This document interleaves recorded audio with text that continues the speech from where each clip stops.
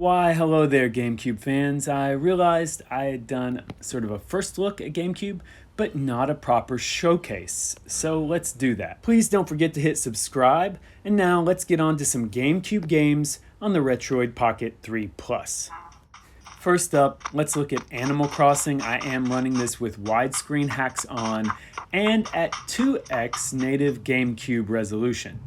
The only issue I notice is a bit of slowdown when you change screens sometimes, or more likely when you enter a building, but actually it's just something I notice on the frame rate counter because by the time you can move the character, it's back to 50 frames per second. And yeah, I am using PAL versions of all of these games, so the default frame rate would be 50 or sometimes 25 frames per second.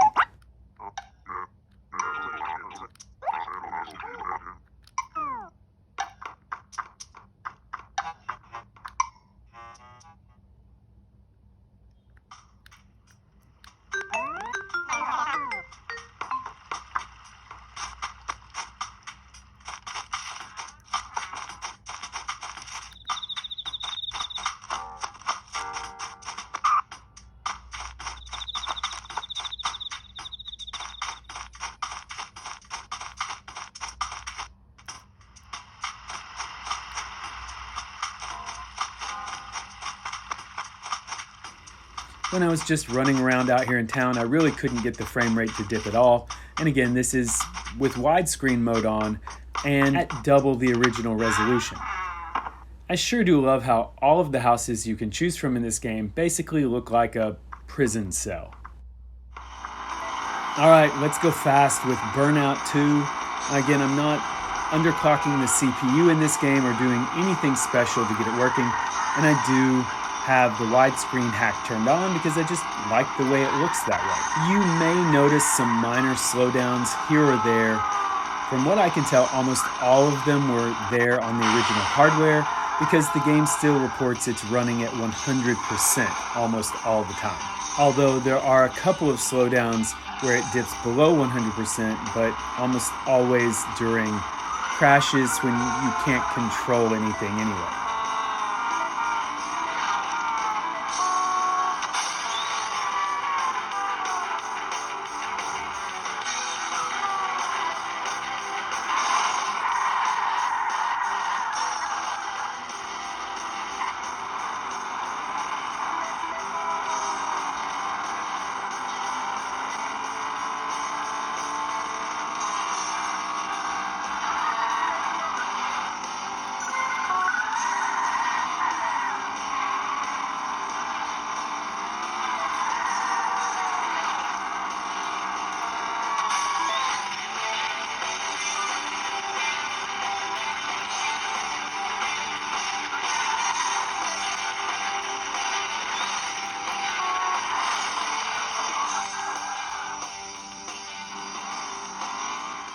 Now let's take a look at some Mario Power Tennis.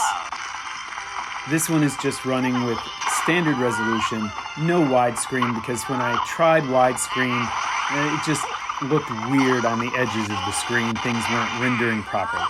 The slowdowns I noticed when playing this game were not during gameplay, but rather during those replays, so not such a big deal.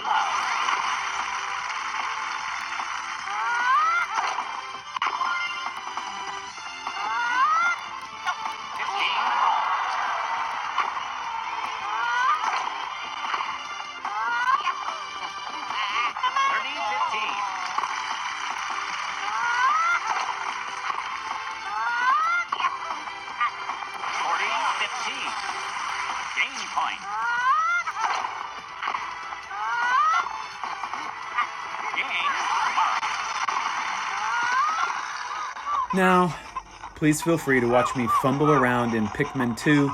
I've never played these games before, so I'm not really sure what I'm doing.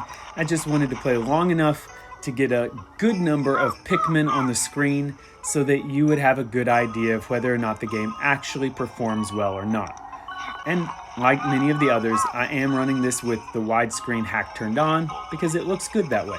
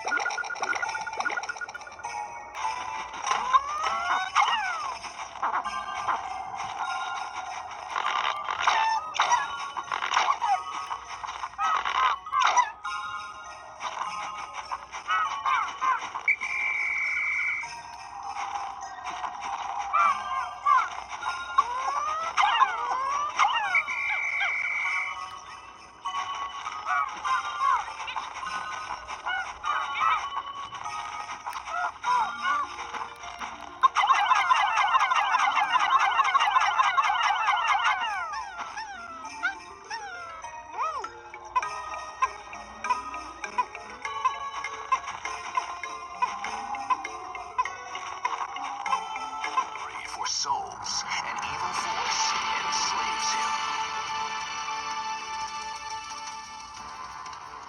And now, welcome to the world of Soul Calibur 2. I'm going to play with Link since I'm playing it on Nintendo.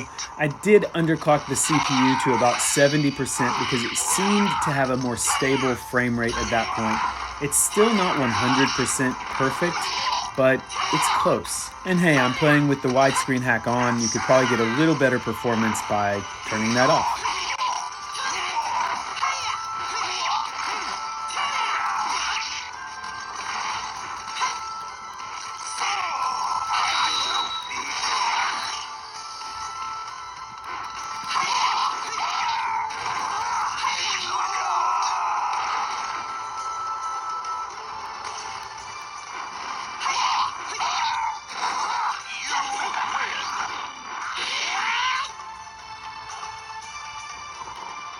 Battle 2.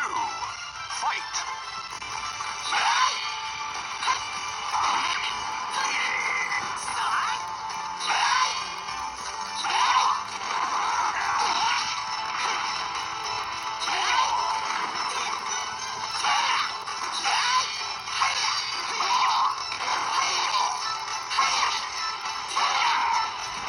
Lamest final blow ever.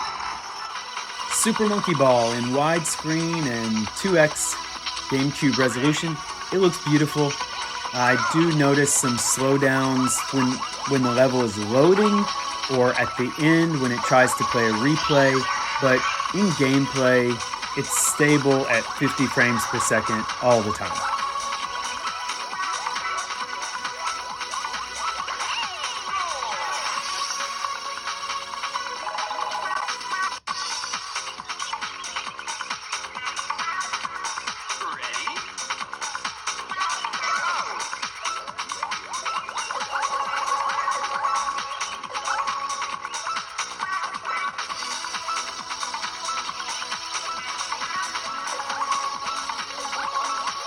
And I did want to show you a level with a lot more geometry around it, just so you could see that even with these settings, the game does play well.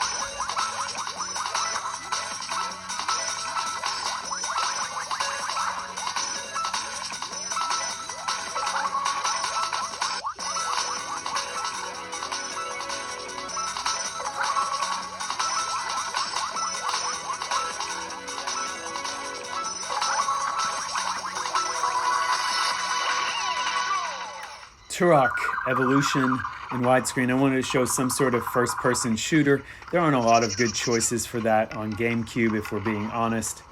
So here's this one. I did notice a bit of flicker in the top left quadrant of the screen very occasionally. I'm not sure if that's a setting that I've got selected or something to do with the render itself.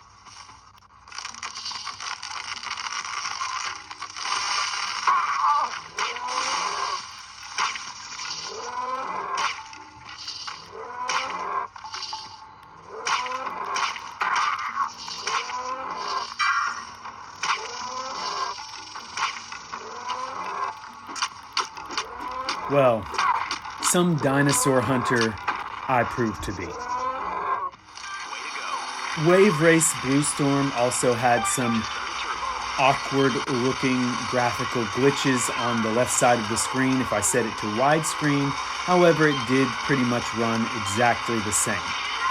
And this is another game where I've got the CPU underclocked a little. It just seemed to run smoother at 80%, although there are some frame dips, and unfortunately this game only ran at 25 frames per second to begin with. So, you know, it's a little stuttery sometimes. Past the yellow buoys on the left. Right. Right on. Good. You just earned turbo.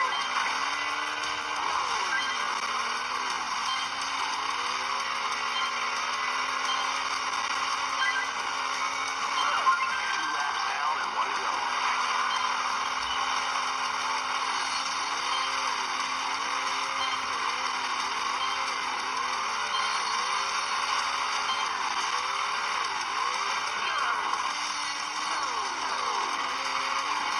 Heads up, someone's coming up fast behind you.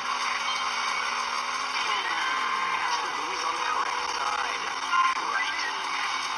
That's right. Good.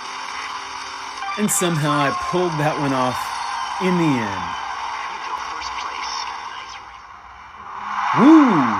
Time for WWE Day of Reckoning in widescreen.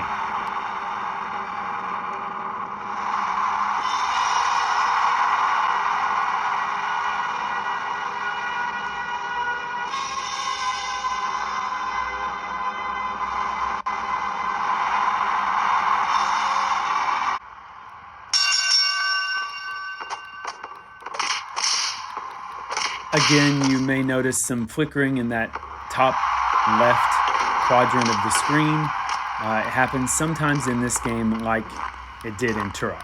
There's also some occasional slowdown, but to me it seemed like it mostly happened when the game was shifting into the sort of cinematic view where you really don't have control of the character.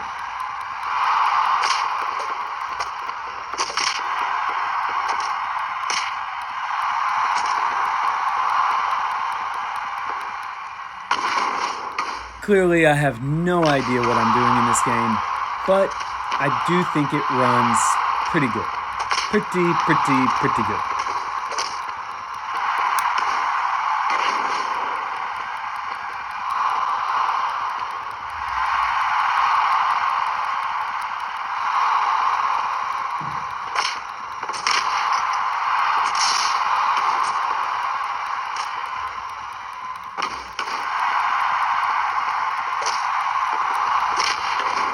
Oh no, what's he doing to the nature boy?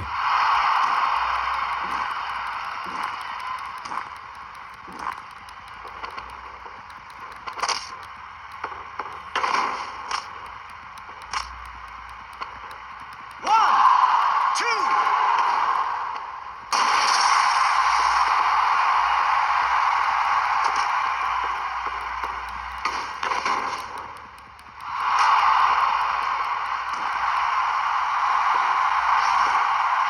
And that's it for this GameCube showcase on the Retroid Pocket 3 Plus. And this will most likely be the last gameplay showcase like this.